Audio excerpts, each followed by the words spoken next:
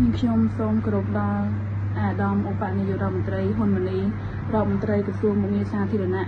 និងសប្បុរសជនទាំងអស់ទាំងក្នុងនិងក្រៅប្រទេសខ្ញុំគឺជាគ្រូបរិញ្ញាបត្រទើបតែប្រឡងជាប់គ្រូថ្មីហើយទើបតែចូលបរិញ្ញាបត្របានរយៈពេល4ខែស្រាប់តែធ្លាក់ខ្លួនឈឺធ្ងន់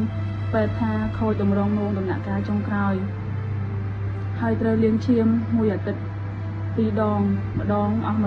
$100ចឹងគឺត្រូវចំណាយថវិកាច្រើនខ្លាំងមែនទែនគ្រួសារអត់មានលទ្ធភាពលាងឈាមរហូតទេខ្ញុំចង់ទៅព្យាបាលនៅប្រទេសឥណ្ឌាផ្លាស់ប្ដូរតម្រងនោមថ្មីប៉ុន្តែត្រូវការចំណាយថវិកាច្រើនខ្លាំងគ្រួសារអត់មានសមត្ថភាពអត់មានលទ្ធភាពទេហើយក៏បានព្យាយាមព្យាបាលតែនៅក្នុងស្រុកអស់លទ្ធភាពហើយខ្ញុំសូមលើកម្រាមដៃ10សូមអាដាមនិងសប្បុរសជនទាំងអស់សូមមេត្តាផ្ដល់ក្តីមេត្តាជួយសង្គ្រោះជីវិតដល់ខ្ញុំផងខ្ញុំចង់មានជីវិតរស់បន្តទៀតចង់ទៅជួបមុខកូនសិស្សទាំងអស់កូនសិស្សទាំង37នាក់កំពុងរងចាំខ្ញុំសូមបងប្អូនជួយសារវីដេអូនេះម្នាក់មួយផង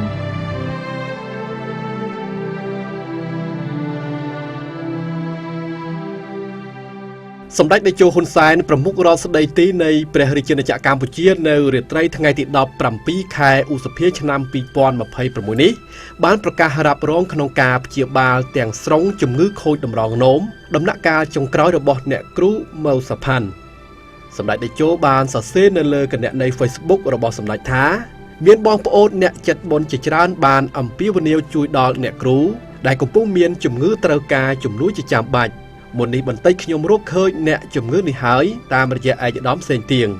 ចាប់ពីពេលនេះទៅខ្ញុំទទួលរ៉ាប់រងក្នុងការព្យាបាលទាំងស្រុង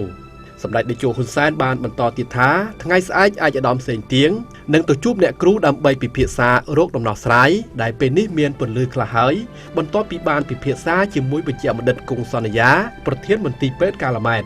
ការប្រកាសជួយពីសម្ដេចតេជោបន្ទាប់ពីអ្នកគ្រូដែលទើបប្រឡងជាប់គ្រូកិច្ចព្រមព្រៀងឈ្មោះម៉ៅសុផាន់អាយុ26ឆ្នាំបានលើកម្រាមដៃ10សំពះស្នើយ៉ាងទទូចលើបណ្ដាញសង្គមដើម្បីផ្ញើសារទៅកាន់ឯកឧត្តមឧបនាយករដ្ឋមន្ត្រីហ៊ុនម៉ាណីរដ្ឋមន្ត្រីក្រសួងមុខងារសាធារណៈមេត្តាជួយឧបត្ថម្ភការព្យាបាលជំងឺខូចតម្រងនោមដំណាក់កាលចុងក្រោយផង